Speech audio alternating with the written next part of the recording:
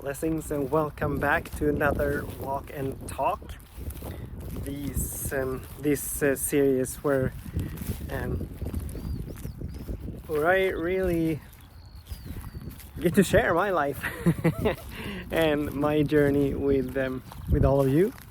I was just thinking the other day, or actually earlier before today, that I used to have this podcast, and I did not invite all that many guests onto that podcast, but it was more a space for me to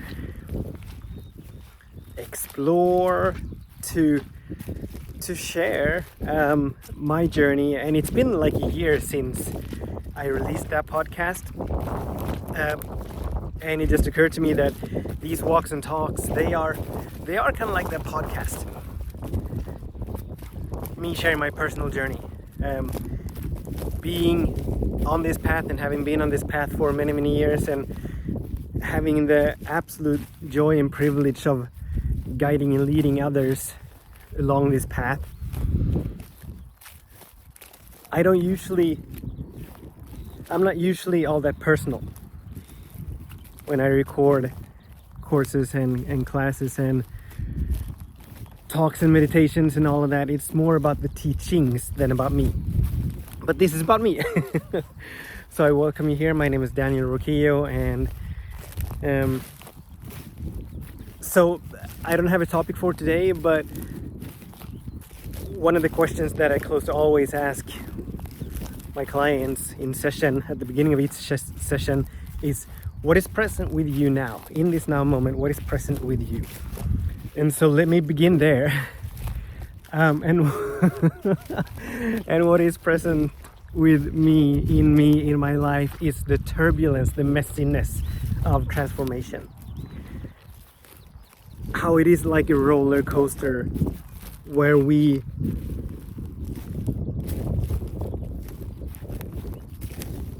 tossed back and forth. We're tossed up and down. All of it, obviously, just like a roller coaster, it has its destination, and so this path of transformation, the messiness, it is purposeful. It is divine perfection unfolding itself beautifully, magnificently, divine perfect timing happening always, divine and perfect activity happening always. So even though we perhaps do not plan on being tossed into turbulence, we can always trust that it is something good in progress. Like that saying that sometimes feeling bad is good in progress. And this is such a space for me, and it has been such a space for me for many months now. This is like the most massive transformation that I've ever experienced. There is so much in my life that is being released and let go of. There is so much. I don't know if it's too windy, and I don't know if it matters which way I turn. So let me find a space to sit down out of the wind. But I'll just keep talking until we get there. It's only a few minutes away. So this, it was the starting point, if there is such a thing ever, was at the end of last year. Me and my family, we made some decisions. Our son is struggling in school. He does not fit into the rigid square system that school here in Sweden is. So he has been having a really difficult time in school, and there's nothing that the school can do about it other than put him through a series of tests and evaluations and all of that, so ultimately to give him some sort of diagnosis. And I refuse to put him through that. This is not on him. This is the school that is too rigid, too inflexible. So being here in Sweden, where homeschooling is not allowed, where every single student has to attend school and has to go to school, so which means that oh, it was just a couple of rabbits. So the only alternative that we could catch, me and my wife, was to leave the country. So we are in the process of leaving the country, and so all of the structures we need to grow into that new space. And at the same time, basically, I really bumped one of my intentions up to be my primary intention, the intention to live a simple, peaceful, and quiet life. And I added onto that also at the end of last year, to live a simple, peaceful, and quiet life, unbound by time and place. And what that means, because as I've over the years being on this path and have, as I said, having the privilege to guide and lead and move others, I've been stuffing my calendar to the point where I absolutely hit limit as to how much I could be of service. And as I'm continuously being called to expand my level of service and expand my expression, something needed to change. So they're the deers. I don't think you can see them. They're always hanging around here. I take these daily walks, and I don't see them every single day, but I see them very often. Anyways, so so the messiness comes from the releasing and letting go. Structures that we have in our life and that I have in my life, they're financial structures, they're all these structures. They need to now be up leveled for us to make the move, for me to be of service in the way that I am being called to be, for me to be for my son what he needs me to be, as the homeschooling that he will move into will to a large extent rest on my shoulders. So there's a beautiful transformation happening, there's a beautiful preparation happening, but the thing is that the ego, who so desperately seeks to figure out how to move forward, how to get from here to there, it absolutely cannot figure out. It doesn't see how the changes, the required changes will fall into place. And so it is in absolute turmoil, it is an absolute uproar. There is so much turbulence, there is so much chaos within, not necessarily fear or worry or doubt, because I know that this will pass. I know that the caterpillar, just as the caterpillar moves into the chrysalis and emerges as the butterfly, so will I emerge as a butterfly, as a magnificently more greater and grander expression of what I am. So I know that it is done, but just being in the space of having to battle the ego, having to battle the need for control, and having to battle the judgments that are deferred from what my physical senses can pick up, what I can see, especially what I can see.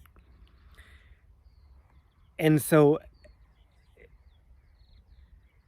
and this is what it is. I mean, this is what I signed up for, and this is what we all need to be prepared for. We will always have these growth spurts, these challenges, when the old something within us, a thought pattern, a habit, a way of thinking, a judgment, a story, a belief, whatever, for us to grow, they need to be released. For us to grow, we need to let these go. And in that space of letting go, when the old is dissolving, it is on the verge of dissipating, but the old has not yet, there are no new structures in place yet. So we are in that space of not seeing what is emerging, but feeling the confusion and the sense of not knowing who we are or what to do. And that's another thing about this. as I'm moving through this space, there's absolutely nothing that I can do. I've shared this before. It used to be my my core belief that if I don't do it, it's not gonna get done. If I don't do it, it's not gonna happen. And now I'm finding myself in a space where there's absolutely nothing that I can do to allow these new structures to emerge. They are being put in place, not by me, but by this loving presence that is all there is. And there's nothing I can do. The only thing I can do is to just be with the turbulence, just be with the messiness, and wait, kind of like when we're planting a seed in the ground and we don't dig it up to see if it's growing or not. We're just trusting that it is growing, and we're patiently waiting for it to grow at its own perfect pace, at its own perfect time, so that when it is good and ready, it will burst through the surface, right? And become visible. That is where I'm finding myself. There's absolutely, and the ego is going crazy about not being able to do anything, with not being able to control anything. This is, I mean, and I'm used to being in this space.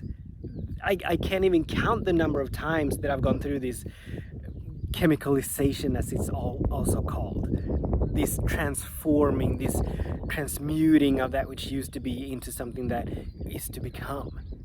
So I'm completely used to it, and yet I'm having my hand full being with this. And I'm so grateful for the community. I'm so grateful for my friends, the individuals that I have in my fellowship, my tribe, that I can lean into, that can hold me, that can hold the transformation in such a beautiful space. That just as I know that nothing is wrong, there's nothing that needs to be fixed here. There's just patience, there's just a calling to go deeper into trusting and surrendering, trusting the benevolence, the allness, the perfection of spirit, and surrendering to the perfect unfolding that is happening. And when I fall, they can't hold me in that space. I'm so grateful. I'm so grateful for them. And it is becoming so clear. Can you guys hear the beautiful, I don't know if you can see it, the larch? It is way up there, just sort of hovering. And if we listen, we can hear its song. We can hear its song. And that's another thing. I was out walking here a few days ago, and as I was out walking, I saw like 4 eagles, and they were flying just across the fields over the lake, and they were flying at different altitudes. So one of the eagles, it was down by the lake, down by the surface of the lake, and it was quite windy on that day. And so it was, I'm not going to say that it was struggling, but it was flapping its wings. It had to work so hard to stay on course and to navigate through the windiness and the wind currents and all of that. And then the others, they were farther and farther up. And the one that was the highest, it was just soaring on the currents.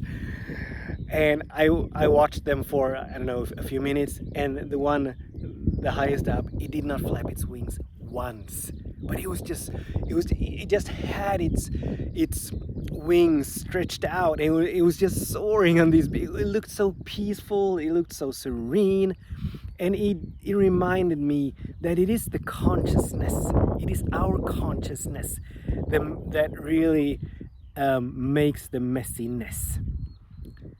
As I've heard myself say from time to time, everything is nothing until we make it something. And the more contracted our consciousness is, the lower we are in vibration, the more turbulent it's gonna be, right? But when we are up as this one eagle, when we are way up there, there was still turbulence, but it was just floating with the turbulence. It didn't have to effort, it didn't have to struggle, it didn't have to to parade or navigate through the currents. It was just soaring, and it was such a beautiful reminder that it is our consciousness that that makes the messiness what it is. And so we can choose, and this is the topic that I actually had planned for this walk and talk. So let me end here.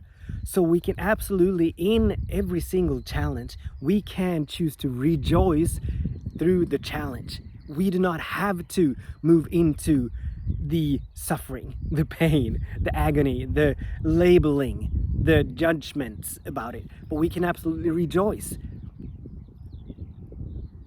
Do whatever we can to have a smile on our faces. Do whatever we can to stay in a high vibration. Do whatever we can to allow our consciousness to stay expanded, right?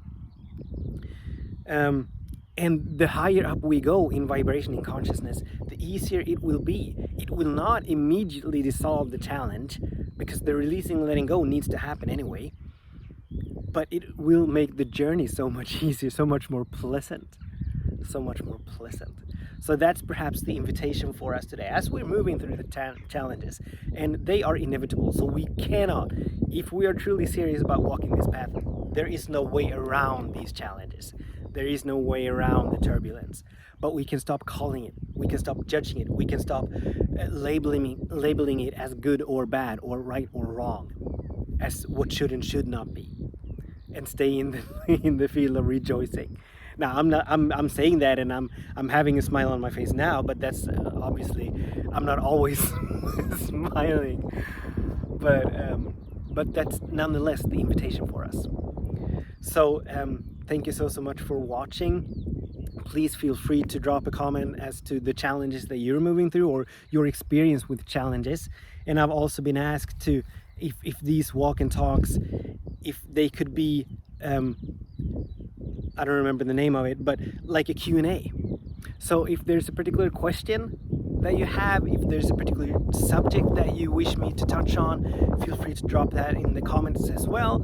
And until we meet again, whenever that may be, I absolutely bless all of our days, and I absolutely bless all of our ways, in full knowing that all is well, that something wonderful is happening even now, and that everything is working for the highest good.